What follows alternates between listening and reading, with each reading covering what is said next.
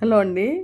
మీరందరూ టౌన్‌లో ఉండుంటారు గదా! మీకు టౌన్‌లో సమ్మర్ లైఫ్ ఎలా ఉంటుందో ప్రతి ఒక్కళ్ళకి తెలుసు. ఇప్పుడే కరెంట్ వచ్చిందండి. ఇప్పటిదాకా కరెంట్ పోయింది.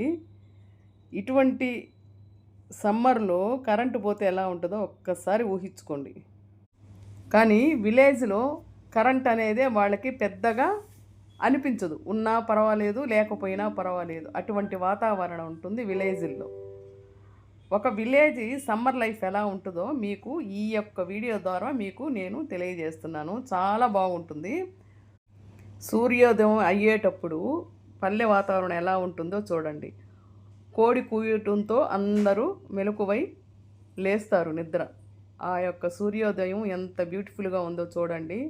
చిత్రకారులు గానీ, కవులు గానీ దాని మీద ఎన్నో రకాల పాటలు, చిత్రాలు తీస్తూ ఉంటారు జనరల్‌గా. పక్కన చిన్న పెంకుటిల్లు, వెనక చెట్టు, అటు ఇటు పొలాలు, దూరంగా తాటి చెట్లు, అస్తమిస్తున్న సూర్యుడు ఎంత అందంగా ఉందో చూడండి. కవులైతే ఈ చిత్రాన్ని వదలరు. అదేవిధంగా ఉదయాన్నైతే స్త్రీలు తాగునీరు కోసం బావి దగ్గరికి బార్లు తీరుతూ ఉంటారు. చూశారు గదా! ఎంత ముచ్చటగా, ఎంత అందంగా వాళ్ళు ఆ బిందెలు నెత్తిన పెట్టుకొని వెళ్తూ ఉంటే కళాకారులకి, చిత్రకారులకి ఇది చాలా ఇంప్రెసివ్ అయ్యేటటువంటి చిత్రం అనమాట. అదేవిధంగా పొలాల్లో పని చేస్తారు ఉదయాన్నే లేసి సద్దన్నం మూట కట్టుకొని వాళ్ళు ఉదయాన్నే తినరు మనలాగా. వాళ్ళు వచ్చి కొంచెం పని చేసిన తర్వాత అప్పుడు సద్ది అన్నంలో వాళ్ళు మిరపకాయ అదేవిధంగా ఎర్రగడ్డ నంచుకొని తినే అలవాటు. అందుకనే వాళ్ళు ఎండలో ఎక్కువగా సూర్యుడికి ఎక్స్‌పోజ్ అవుతూ ఉంటారు కాబట్టి వాళ్ళకి ఎముకలనేవి చాలా బలంగా ఉంటుంది. చాలా పుష్టిగా ఉంటుంది. వాళ్ళకి షుగర్ అనేది కూడా రాదు. అంత కష్టజీవులన్నమాట విలేజ్‌లో ఉండేవాళ్ళు. ఇకపోతే ఎండాకాలంలో విలేజ్ వాతావరణం ఎలా ఉంటుందో చూసారు గదా! భయంకరమైన ఎండ. పొలాల్లో ఎంత ఎండుందో రోడ్లల్లో, ఎండ్లల్లో ఈ యొక్క ఎండలో రోడ్లు, ఇల్లు నిర్మానుష్యంగా ఉంటదనమాట. వాళ్ళు హాయిగా ఇంటికి వెళ్ళి చెట్ల కింద, ఇళ్ళల్లో వసారాలో లేదంటే గుడిసెల్లో చల్లగా ఉంటారనమాట. ఇకపోతే పనులు చేసుకొని స్కూలుకెళ్ళిన పిల్లకాయలు అందరూ కలిసి ఉమ్మడిగా అంతా కుటుంబం అంతా కలిసి భోజనం చేయడం, రకరకాల వంటకాలు అంటే పంచపక్ష పరమాణులు కాకపోయినా వాళ్ళకి తగు మోతాదులో ఉండేటట్టివి ఆహారాలని వాళ్ళు కుటుంబం అంతా కలిసి మధ్యాహ్నం భోజనం చేస్తారనమాట. చూడ్డానికి కూడా ఎంత బాగుందో చూడండి ఆ వాతావరణం. ఇకపోతే భోజనం చేసిన తర్వాత చూసారా మనమైతే ఏసీలు, కూలర్లు అవన్నీ వేసుకొని పడుకుంటాం. వాళ్ళు చూడండి హాయిగా మధ్యాహ్నం విశ్రాంతి అనేది చెట్ల కింద విశ్రాంతి. మంచిగా నిద్ర వస్తుంది ఆ చల్ల గాలికి.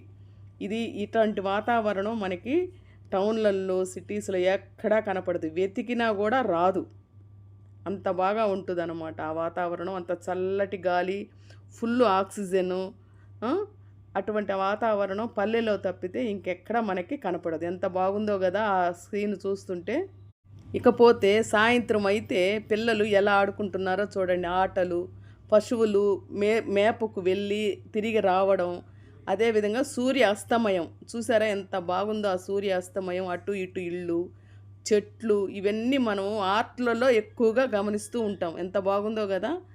అంతేకాకుండా సాయంత్రం పశువులు ఇంటికొచ్చిన తర్వాత వాటికి ఇంట్లో ఉండేవాళ్ళు నీళ్లు పెట్టి, కుడితి పెట్టి, తౌడు వేసి వాటిని కొంచెం సేద తీర్చుకున్న తర్వాత వాటి నుంచి వీళ్ళు పాలు పితుకుతారనమాట. ఈ విధంగా పాలు పితికి వాళ్ళు అమ్ముకుంటూ వాళ్ళ జీవనం ఆ విధంగా ఉంటుంది. అంత హాయిగా ఉంటుంది. స్వచ్ఛమైన పాలు, కల్తీ లేని పాలు, పసిబిడ్డలకు కూడా ఉపయోగపడే పాలనమాట అవి. ఇకపోతే రాత్రి భోజనం చూసారా అందరూ కలుసుకొని ఒక్కొక్క ఇంట్లో తింటారు. కొంతమంది ఆరు బయట తింటారనమాట. చాలా సంతోషంగా లాంతరు వెలుగులో వాళ్ళు అందరూ షేర్ చేసుకుంటూ చాలా సంతోషంగా రాత్రుల్లో నైటు 7 గంటలకల్లా వాళ్ళు భోజనం చేస్తారు. ఇది విలేజ్‌లో అలవాటనమాట. అదే మన టౌన్‌లో మీరు ఊహించుకోండి. 10కో, 11కో తింటారు గదా! ఈ విలేజ్ వాతావరణం చూడండి ఎంత బాగుంటుందో. అదేవిధంగా రాత్రి అయిన తర్వాత రాత్రి పల్లె అందాలు ఈ విధంగా ఉంటుంది. ఇంటి ముందు ఒక లైట్ వెలుగుతుంది. చుట్టూ చీకటి ఉంటుంది. నక్షత్రాలు ఎంత బాగా ఉన్నాయో చూడండి. అదేవిధంగా చెట్లు అంతా మనకి చీకటిలో కనిపించే అందాలు. రాత్రిలో పల్లె అందాలు ఈ విధంగా ఉంటుంది. పల్లె నిశ్శబ్దంగా ఉంటుంది. కాంతి అక్కడక్కడ మినుక్కు మినుక్కు అంటూ ఉంటుందన్నమాట. చాలా బాగుంది కదా. ఆర్టిస్టులు అయితే అట్లా గీసేస్తారు ఈ బొమ్మని. అదేవిధంగా వేసవి జీవితం ఈ విధంగా ఉంటుంది అని, పల్లెలో ఎలా ఉంటుంది, పట్టణాల్లో ఎలా ఉంటుంది అని చెప్పడం కోసమే నేను ఈ వీడియో చేశాను.